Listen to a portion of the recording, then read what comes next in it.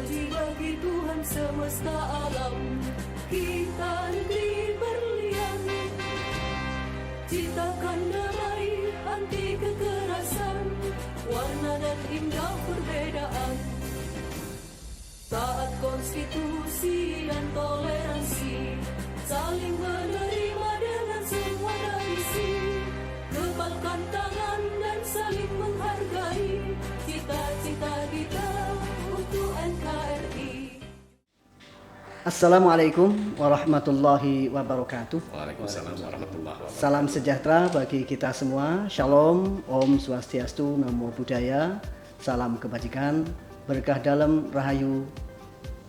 Selamat datang di podcast Lantai Surga, obrolan santai seputar moderasi beragama Kementerian Agama Kabupaten Purworejo.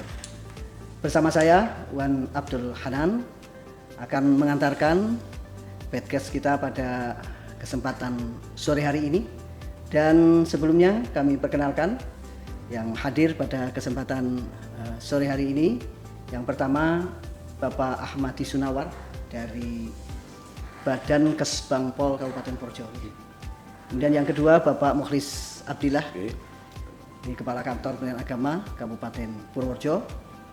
Tema kita pada kesempatan ini kita akan membicarakan tentang kebijakan pemerintah dalam pembangunan kerukunan umat beragama. Jadi ini merupakan hal yang tren ya pada diskusi kita di masyarakat maupun di mana-mana terkait dengan kerukunan umat beragama ini. Baik, kita langsung saja untuk podcast kita kesempatan hari ini. Yang pertama, kami akan menyampaikan satu pertanyaan terkait dengan kerukunan umat beragama ini. Nah, kira-kira bisa dijelaskan terkait dengan dasar kerukunan umat beragama di tempat kita ini, kepentingannya seperti apa, kemudian dasar yang melandasi perlunya kerukunan umat beragama. Mungkin dari Kementerian Agama dulu. Ya, di kerukunan umat beragama ini merupakan salah satu yang penting bagi kita semua, yang tentu kita perlu memahami dan menyadari bahwa negara kita adalah Bhinneka Tunggal Ika. Kemudian berbeda suku, bangsa, agama, ras. Tentu merupakan satu yang perlu kita perhatikan sebagai satu warisan budaya ya, luhur kita yang dari dulu kita sudah mampu untuk menjaga kerukunan serta harmoni. Maka tentunya kita dari Kementerian Agama untuk menindaklanjuti sekaligus mempertahankan dan meningkatkan kerukunan umat beragama di Indonesia ini, kita ada SKB, namanya Surat Keputusan Bersama Menteri Agama dan Menteri Dalam Negeri, Surat Keputusan Menteri Agama nomor 9 tahun 2006 terkait dengan kerukunan umat beragama. Jadi saya kira itu yang tentu saja ada banyak latar belakang sehingga ini menjadi satu yang urgen. Terima kasih. Ya, jadi dasar utama ada SKB ya. Ya. Monggo dari Kesbangpol. Ya, terima kasih. Berkaitan dengan kerukunan umat beragama yang mana ini adalah peran yang utama sekali untuk mengharmonisasikan beberapa agama. Tadi disampaikan oleh Pak Mukhlis Abdillah, yang mana latar belakang ini kan dari lahirnya Bhinneka Tunggal Ika, yang mana mengakomodir adanya suku, agama, ras, dan agama yang ada di Indonesia, yang mana memang masih ada juga berkaitan dengan beberapa aliran kepercayaan yang belum bisa masuk menjadi bagian dari FOB. Berarti kan pokok kita adalah pada penganut umat beragama. Mungkin bisa dijelaskan lagi Pak SKB tersebut mungkin ya. Ya, jadi SKB Menteri Agama dan Menteri Dalam Negeri ini satu yang terkait dengan kerukunan umat beragama, selain itu juga tentang penertiban dan penataan tempat ibadah. Karena merupakan bagian tak terpisahkan dari implementasi dalam kehidupan beragama. Dan salah satunya pendirian tempat ibadah ini menjadi salah satu titik konflik ya antar umat beragama di Indonesia. Maka memang perlu kita sikapi dengan ketentuan yang lebih runut, dengan ketentuan yang lebih pasti, sehingga setiap orang mampu untuk memahami dan mentaatinya. Ya, berarti ada aturan tentang tempat ibadah, pendirian tempat ibadah. Pendirian tempat ibadah. kemudian mungkin ada satu lagi terkait dengan FKUB ya. Ya, forum kerukunan Itu umat beragama. sebagai tim monitoring dan pengawasan berkaitan dengan pendirian tempat ibadah yang ada di Kabupaten Purworejo, yang mana memang ini sedikit banyak membantu dengan aturan-aturan yang ada, dengan persyaratan jelas jamaahnya berapa, kemudian izin lingkungannya harus berapa orang, dan juga berdasarkan izin lingkungan juga itu harus dipenuhi. Ya, karena memang dinamika saat ini beberapa agama ada yang sedikit banyak memanipulatif data untuk mengajukan izin penempatan pembangunan tempat ibadah. Ya. Ya, karena memang forum umat beragama FKUB ini merupakan salah satu manifestasi dari peraturan bersama, keputusan bersama Mendagri dan Menteri Agama. Salah satunya bahwa keterlibatan masyarakat itu menjadi penting. Bahwa pemerintah ini dalam menentukan kebijakan juga mengikut sertakan masyarakat, yakni yang terakumulasi dalam forum kerukunan umat beragama, agar bisa memberikan masukan, pertimbangan yang lebih detail, lebih paripurna, sehingga nantinya dalam pengambilan keputusan ini sesuai dengan nilai-nilai yang ada di tengah masyarakat. Gitu. Ya, begitu sobat mantap, sudah kita dengarkan terkait dengan landasan kerukunan umat beragama ini. Kemudian kira-kira apa ya peran dan kebijakan yang ada di pemerintah, dalam hal ini Kementerian Agama, juga mungkin di Kesbangpol ya, terkait dengan kerukunan umat beragama ini. Baik, kalau di Kementerian Agama, sesuai dengan Astaprotas Kementerian Agama, kita punya satu poin ya, yang prioritas adalah peningkatan kerukunan dan cinta kemanusiaan. Ini menjadi satu program prioritas Kementerian Agama di tahun 2025-2029.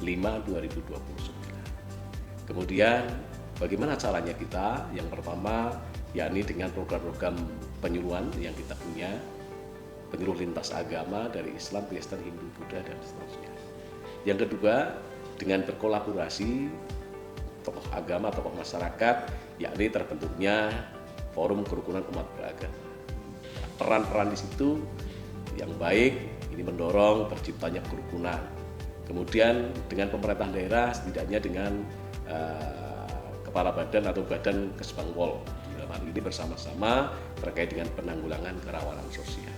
Nah, kerawanan sosial ini lebih bahwa bukan hanya terkait dengan masalah-masalah ekonomi, tapi juga termasuk di dalamnya adalah terkait dengan gesekan antar dan interagama. Nah, harapannya dengan seperti ini, kita implementasinya dalam program kerukunan umat beragama di Kabupaten Purworejo ini berjalan dengan baik, berjalan dengan lancar, sekaligus juga intervensi dari seluruh komponen yang ada mampu menyuguhkan program yang paripurna. Iya, itu dari sisi Kementerian Agama ya, peran dan kebijakannya. Ya. Kalau dari Kesbangpol?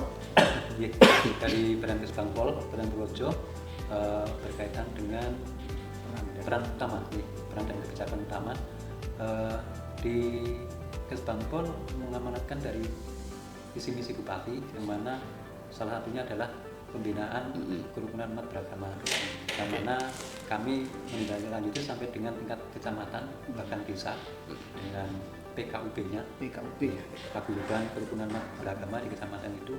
Ini juga sangat membantu karena ini bagian dari yang paham di wilayah, bisa meminimalisir manakala ada sesuatu hal yang kurang baik internal agama maupun antar agama, yang mana sering dari mereka apabila ada sesuatu hal yang harus segera diselesaikan, mereka konsultasi ke Badan Kesbangpol, dan kami menindaklanjuti bersama FKUB untuk segera menyelesaikan beberapa hal yang terjadi. Kadang memang sepele dan kelihatannya tidak masalah, tidak ada apa-apa, tapi manakala sekarang dengan dinamika medsos, YouTube, dengan begitu mudahnya kita akses hal yang tadinya normatif, seolah-olah normatif tidak ada masalah, namun begitu sampai di YouTube, FB dan lain sebagainya itu menjadi ada masalah, yang mencermati dan menjadi masalah. Ini memang mungkin sudah dunia sekarang ini dengan media sosial yang begitu gencar, pola pikir kita pun juga kadang sangat praktis sekali, tidak seperti di eranya kita lah, yang jarang medsos, mungkin sesuatu hal semacam itu kita anggap sebuah guruan yang tidak positif itu. Ya. Mungkin itu. Ya, ya baik, jadi sudah merambah ya sampai ke tingkat kecamatan. Kecamatan. Ya. Hal ini yang ada di Kesbangpol. Ya. Mungkin bisa diinformasikan Pak, sampai di kecamatan ada berapa yang sudah terbentuk gitu dan kegiatannya 16 kecamatan sudah membentuk semua. Di kabupaten ya, ada semua. peran di situ ya. Ya. Termasuk di Kementerian Agama ini, kita berharap dengan kegiatan kepenyuluhan ini kita kembangkan dengan penyuluh pembina desa. Pembina desa. Ya. Kenapa saya katakan penyuluh pembina desa? Ini harapannya sebagaimana implementasi program prioritas Kementerian Agama. Penyuluh pembina desa ini mampu mendeteksi sekaligus juga bagaimana penyuluh mentreat ya perkembangan dinamika di masyarakat ini dengan menyebarkan moderasi dan kerukunan umat beragama. Yang kedua, deteksi dini radikalisme di tengah-tengah masyarakat. Sekaligus berperan bagaimana moderasi dan kerukunan umat beragama ini menjadi salah satu upaya bersama. Sehingga harapannya dengan penyuluh pembina desa ini mampu mendorong tadi organisasi paguyuban kerukunan umat beragama ini terbentuk, terlembagakan. Setidaknya diupayakan di Purworejo nanti di tingkat desa ada seksi kerukunan umat beragama. Apa tujuannya?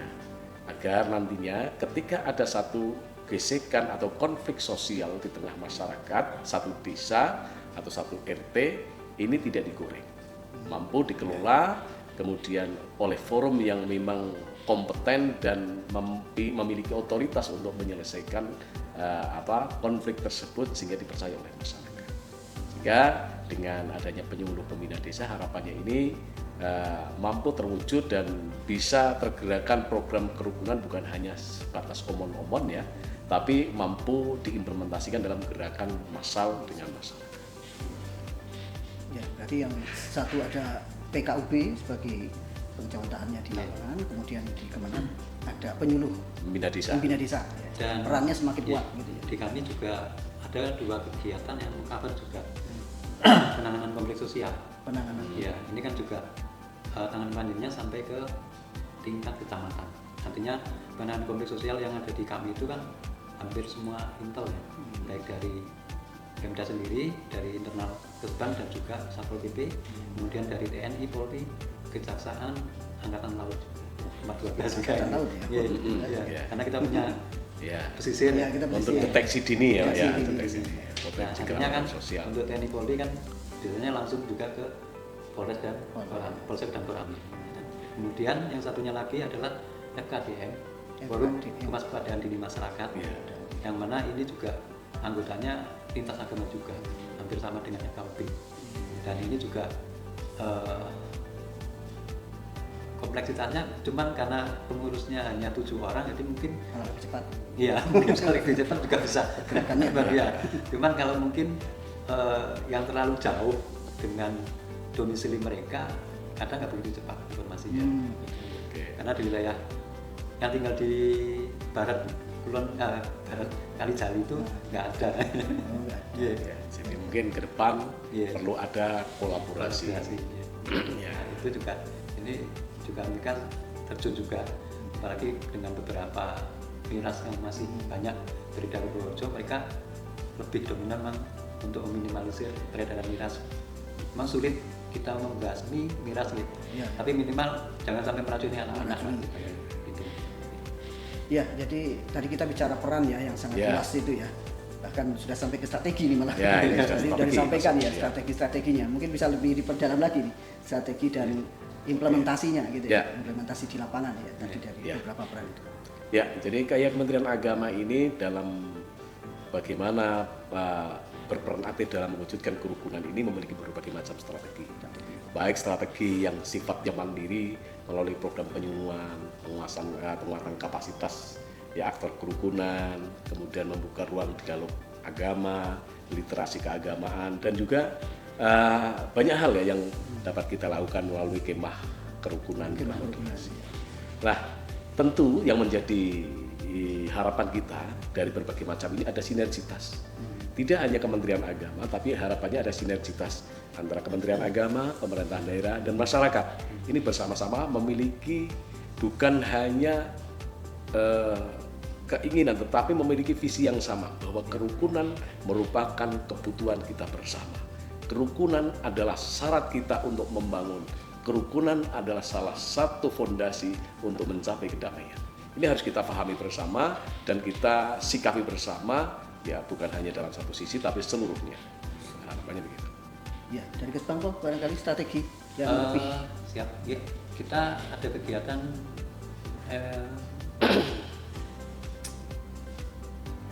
pendidikan politik. Pendidikan politik yang mana pada setiap kita mempunyai kegiatan, kita lakukan kegiatan ini ada pengucapan Pancasila.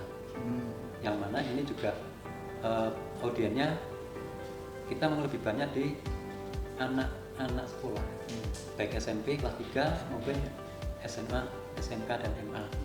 Kita gilir ke beberapa sekolahan yang ada di Kabupaten Projo, karena tiap tahun kita hanya kegiatannya paling banyak 20 paling banyak ya. 20 titik. Dan kita juga kadang mengikuti beliau berkaitan penempatan kegiatan. Kita berharap ini tidak duplikasi, kita meratakan walaupun mungkin 2 tahun baru sampai di kecamatan tertentu karena ya keterbatasan alokasi penganggarannya. Dan juga ada kegiatan Yayasan Ormas. Yayasan Ormas ini memang lebih banyak ke fokusnya ke radikalismenya, ke radikalismenya dan meminimalisir peredaran narkoba kerjasama dengan BNN Magelang. Ya, kami berharap ini sih sebenarnya dari Kementerian Agama punya program penyuluh pembina desa agar program kerukunan umat beragama ini bisa diakses di pemerintahan desa. Sehingga di pemerintahan desa itu kan punya program kegiatan. Ini bisa diakses untuk program kerukunannya. Kemudian bukan hanya program promotif ya yang sifatnya bagaimana untuk mewujudkan kerukunan, tapi juga program kuratif. Artinya bagaimana sih penanganannya apabila terjadi konflik. Nah ini perlu ya, kalau hanya sekedar penyuluhan saja, tetapi ketika ada konflik kita tidak tahu kemana, maka mestinya kita juga harus punya lembaganya. Artinya kita harus bersikap bagaimana mengelola agar konflik sosial atau konflik keagamaan ini tidak digoreng, tidak semakin besar.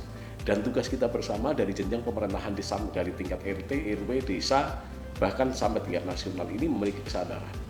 Nah, termasuk dalam pelembagaan tadi yang ada di desa, itu setidaknya ada seksi kerukunan dan keagamaan. Nah, ketika ada konflik disitulah forumnya bagaimana tokoh agama, tokoh masyarakat menyelesaikan itu tanpa harus mengandalkan dengan pidananya, tapi lebih pada restoratif justice-nya. Nah, kira-kira itu. Ya, jadi strateginya sangat luas ya, holistik ya, artinya mulai dari awal sampai kemudian jika terjadi konflik, ya kita harus mampu mengelola atau kuratifnya seperti apa. Ya. Oke, jadi sahabat mantap yang berbahagia, sudah banyak disampaikan terkait dengan strategi, kemudian juga implementasinya di lapangan dan sudah banyak disampaikan. Dan kemudian pasti masyarakat punya harapan, punya keinginan, dan kita semua ya, agar kerukunan itu tetap berjalan itu. Kira-kira harapannya seperti apa ini ke depan untuk kerukunan kita ya? Ya. Jadi kalau kami sendiri, saya yakin yang namanya orang hidup itu pasti butuh rukun. Karena kita hidup ini tidak sendiri. Bahwa kita bisa menikmati hidup karena adanya warna-warni. Adanya perbedaan lah, maka kita kemudian mampu mengaca, mampu membandingkan. Tapi kemudian konteks perbandingan ini bukan untuk konteks konflik, tapi bagaimana kemudian kita mampu mensyukuri, mensikapi bahwa perbedaan itu adalah hal yang sifatnya sudah menjadi kodrat. Maka bagaimana kita mensikapi, menerima, dan juga bagaimana mewujudkan kerukunan itu di tengah-tengah perbedaan. Yang kedua, adanya gesekan ya di tengah-tengah masyarakat. Ini perlu pengelolaan atau katakanlah tadi intervensi, sehingga perlu adanya literasi agama. Harapannya dengan literasi agama ini, ketika kita hidup beragama ini, ya tidak hanya berdasarkan identitas, gitu. Jadi apalagi ini di akhir tahun, ya, kita sebentar lagi ada Natal, ada Tahun Baru. Mungkin sebagian dari saudara kita ketika mengucapkan Selamat Natal, Selamat Tahun Baru, seakan-akan kita berbeda atau berpindah keyakinan. Tapi tentu kita bersama ya yakin percaya bahwa mengucapkan selamat Natal, selamat tahun baru ini bukan menukar keyakinan, bukan berpindah keyakinan. Itu bentuk penghormatan, bentuk penghargaan, dan bentuk kebersamaan dalam kehidupan bermasyarakat, berbangsa, dan beragama. Tanpa kita harus menggantikan keimanan kita. Bahwa kita sebagai umat beragama ini penting kita juga untuk berpegang teguh pada keyakinan kita. Tetapi bukan juga kita dengan berpegang teguh menyalahkan ataupun juga menyesatkan yang berbeda dengan kita. Kita harus menempatkan juga sesuatu yang berbeda ini merupakan bagian dari lingkungan kita. Harapannya. Ya. Dari Mas Bang Paul? Menambahkan dari Pak Mubis Abdillah, memang tadi disampaikan Pak Abdillah cukup bagus sekali. Ini memang bisa jadikan langsung pada saat mengumpulkan ketua pondok atau mungkin jamaat dari beberapa lintas agama. Ya, ini sangat bagus sekali. Agen langsung Pak Mubis Abdillah. Artinya dengan kerukunan umat beragama kita mengaplikasikan di lingkungannya masing-masing, bentuk toleransinya harus lebih dikuatkan. Artinya kita tidak perlu selalu memberikan pemikiran yang kurang baik atau negatif terhadap agama lain atau yang beda yang agama. berbeda keyakinan. Ya. Nah, ini yang perlu kita motivasikan kepada generasi Gen saat ini. Ya, karena kita amati generasi Gen ini kadang sangat mudah putus asa. Yeah. Gampang mutung, gampang nesuan gitu. Kalau nggak jatuh sedikit kadang terus wah, dia hanya akan mengapresiasi pada saat di eranya dia yang bagus-bagus, yang menurut mereka adalah yang terbaik. Kadang posisi kita kan belum tentu bisa diterima dengan generasi Gen ini. Artinya pola pikir kita, kinerja kita sangat jauh sekali dengan yang generasi Gen ini, yang mana yang sangat ahli, sangat menguasai IT dibanding mungkin kita hanya sebatas normatif ya, bikin surat ya seperti bisa metik. Tapi pengaturannya kita kan nggak begitu paham. Nah itu mungkin caranya lebih banyak kita mensosialisasikan berkaitan lintas agama, itu lebih bisa memberikan toleransi di realita kehidupan di lingkungan masing-masing. Ya, perlu juga saya menambahkan ini, apalagi juga terjadi di daerah-daerah lain sebetulnya. Ini berpesan pada masyarakat di Kabupaten Purworejo ya, bahwa berkeyakinan merupakan salah satu hak masing-masing ya manusia atau masing-masing, termasuk juga dalam beragama. Nah, maka tentunya kami berharap di Kabupaten Purworejo ini jangan sampai terjadi ya, umumnya katakanlah perusakan gara-gara adanya kegiatan-kegiatan keagamaan. Ya karena memang ketika beragama kita juga dijamin juga oleh undang-undang terkait dengan kebebasan beragama. Maka kami berharap masyarakat di Kabupaten Purworejo berpikir bijaksana, kemudian hargai perbedaan, merupakan suatu sunnatullah yang memang ada di tengah-tengah kita dan merupakan hal yang patut kita hargai dan patut kita apresiasi. Dan tentu saja kami dari Kementerian Agama Kabupaten Purworejo berharap dengan adanya kerukunan umat beragama, kemudian perbedaan ini tidak menjadikan salah satu sarana untuk berpecah, tapi untuk menjadi salah satu sarana untuk menguatkan. Nah, sehingga berbeda itu adalah merupakan karunia. Berbeda adalah karunia, bukan malah petaka. Maka dari itu ketika karunia, maka tentunya kita sambut dengan rasa gembira, rasa damai, bukan rasa permusuhan. Itu saja yang perlu kami sampaikan. Artinya harapan kita sangat besar, bagaimana kerukunan itu betul-betul terwujud di Purworejo ini. Ada satu hal yang mungkin menjadi perhatian kita. Ini kan dunia kita kan seolah-olah kayak terpecah ya. Ada dunia nyata, ada dunia maya. Nah, kira-kira harapannya dengan dua dunia ini gimana nih? Karena tadi disinggung kita sasarannya juga generasi Z itu kan yang banyak di dunia apa namanya? Nyata dan maya. Maya itu. Mungkin satu hal aja mungkin. Ya, mungkin kalau di dunia nyatanya kita bisa secara langsung, bisa secara langsung mengaplikasikan atau mengingatkan manakala itu hanya yang negatif. Cuman yang dunia maya ini yang mungkin butuh bersama dengan Kominfo, Mas Sandi untuk bisa membatasi peredaran ujaran kebencian, ujaran kebencian, hoax, dan ya berita-berita yang hoax itu.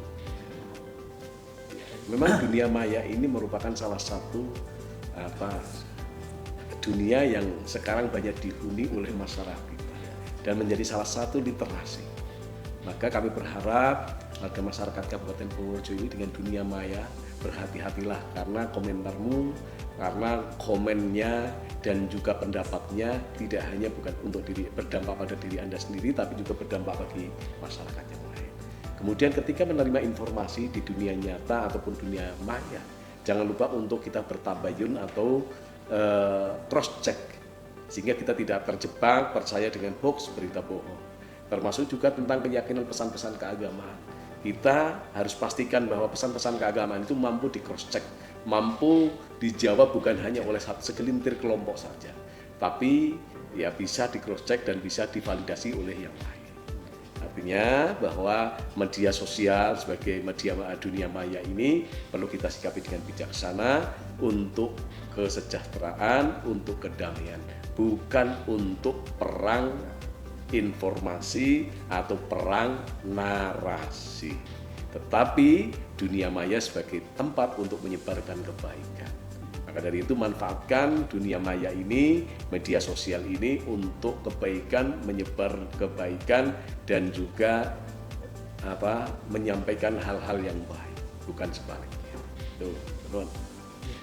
Jadi apa yang disampaikan tadi terkait dengan kerukunan umat beragama di semua dunia, dunia nyata dan maya, juga dunia maya.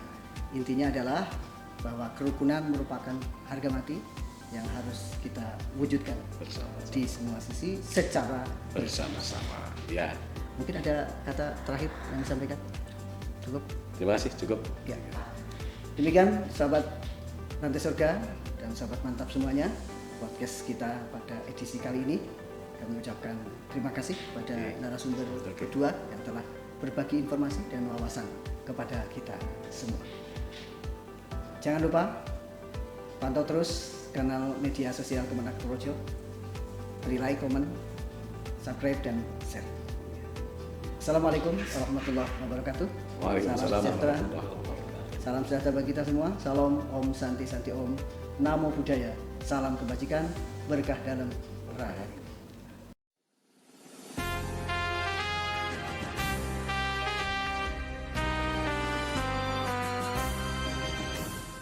Segala puji bagi Tuhan semesta alam, kita negeri berlian, ciptakan damai anti kekerasan, warna dan indah perbedaan, taat konstitusi dan toleransi, saling